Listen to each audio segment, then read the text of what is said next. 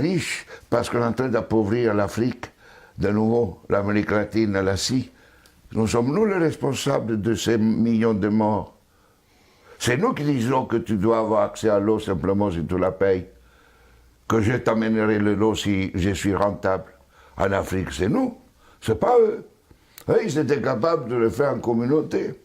Et donc, à l'heure actuelle, il faut se dire que les guerres qu'on est en train de faire, c'est quoi? C'est parce qu'ils nous ont attaqués. Qui? Quand Sarkozy a bombardé la Libye, aucun Libyen n'avait attaqué la France. La France n'avait pas été bombardée par personne. Et nous, quand les Américains ont bombardé Bagdad ou l'Irak, parce que c'était l'ennemi du mal, tous ces millions qui sont morts, et tous ces millions de réfugiés syriens, irakiens, etc., c'est qui eux, ils sont voulus. Et nous, on a le courage après de dire, je vais t'aider pour rester chez toi. Hein?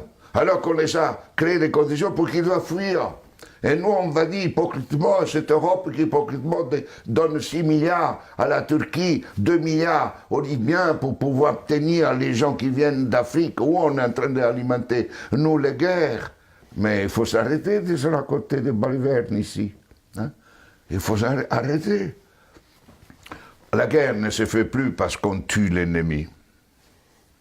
La guerre est devenue, grâce à la technologisation, elle était aussi d'avant, mais elle est devenue une activité économique la plus rentable après l'industrie pharmaceutique et l'industrie informatique. On fait la guerre parce que c'est rentable. Et malheureusement, si nous ne changeons pas nos dirigeants, et nous-mêmes, hein, dans le sens pas individuellement, mais les systèmes de valeurs fondamentaux, la sécurité nationale qui explique la guerre, la souveraineté nationale, l'appropriation privée du vivant, etc. Tout ça, on fera la guerre. On fera la guerre, pourquoi? Parce que pour cela, deviendra une activité de plus en plus rentable. D'ici quelques années, si vous éliminez la guerre, le PIB mondial chutera, d'après le système dominant. Il ne chutera pas si on est dans un autre système. Au contraire, la guerre, la disparition de la guerre sera une source de richesse.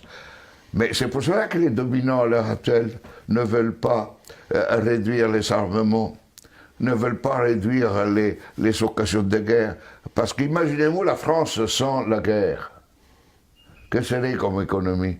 Imaginez-vous les États-Unis sans guerre, deviendraient des pauvres. Dans des économies pauvres.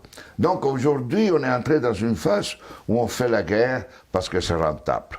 Et vous n'aurez aucun dirigeant actuel du monde qui arrêtera la guerre, parce qu'il sera crucifié, parce qu'il sera lapidé, parce qu'il va contre la logique. La guerre fait augmenter le PIB mondial.